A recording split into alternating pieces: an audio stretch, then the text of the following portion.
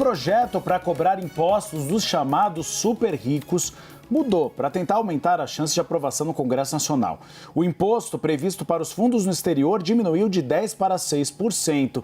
E eu chamo aquele que tem fundos no exterior, rendimentos, assim como Thais Herédia no exterior, e terá de pagar impostos a partir de agora. Fernando Nakagawa chega para falar do impacto na arrecadação. Boa tarde, Naka. Fernando Haddad comemorou ou não esse esvaziamento da proposta? Uribe, boa tarde a você. Eu tenho fundos lá em Diadema, Uribe. Claro. É lá que eu tenho. Maior paraíso fiscal desse país. Exatamente. Deixa eu te contar que Fernando Haddad está no espírito de que é melhor ter um pássaro na mão do que dois voando. E aí, por isso, a equipe econômica topou esta redução sinalizada pelo relator, o deputado Pedro Paulo, do PSD do Rio de Janeiro. A alíquota inicial, aquela que estava sendo discutida inicialmente na versão original do texto, era de 10%, cai em 4 pontos percentuais para 6%. Isso reduz um pouco da resistência lá no Congresso Nacional. Outra mudança importante foi a retirada desse texto da proposta de alteração do funcionamento do juros sobre capital próprio, que é um mecanismo que as empresas de capital aberto têm hoje de distribuir rentabilidade, remuneração aos acionistas e reduzir o pagamento de impostos.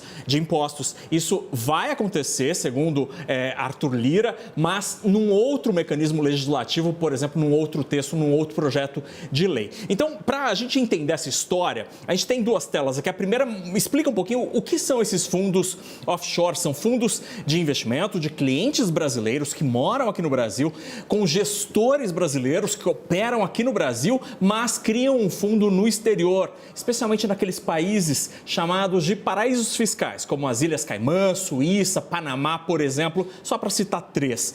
Por que eles criam esses fundos? Para pagar menos impostos. A equipe econômica estima que esses fundos devem ter atualmente R$1 trilhão. Este projeto, que está tramitando lá na Câmara dos Deputados, prevê o seguinte: na próxima tela a gente tem algumas alterações indicadas pelo deputado Pedro Paulo.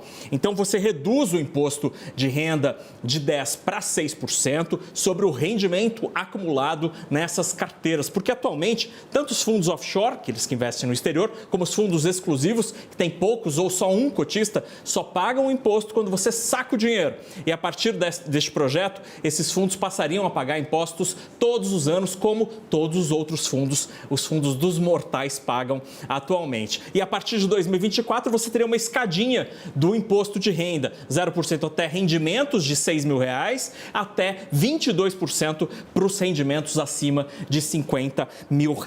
Mais cedo, Arthur Lira, presidente da Câmara, disse que indicou que deu bênção para esse acordo entre o relator e a equipe econômica. Ele até mencionou que o texto, o trecho sobre o juros sobre capital próprio, estava poluindo, entre aspas, o que poderia prejudicar a aprovação desse texto. Mas como a gente ouviu o líder do PL, Altinez Cortez, esse texto não deve ser votado hoje. Nos próximos dias, há expectativa de que ele possa ser aprovado agora que está mais palatável, vamos dizer assim, com menos imposto para quem tem grana no exterior.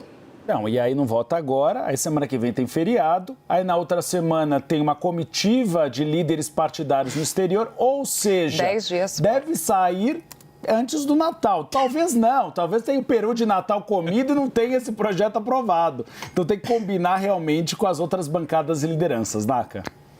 Para Fernando Haddad é importante que no ano que vem esteja funcionando essa história, né? Porque essa grana vai ser absolutamente essencial para construir aqueles 160 e poucos bilhões de reais necessários para tentar zerar o déficit das contas públicas.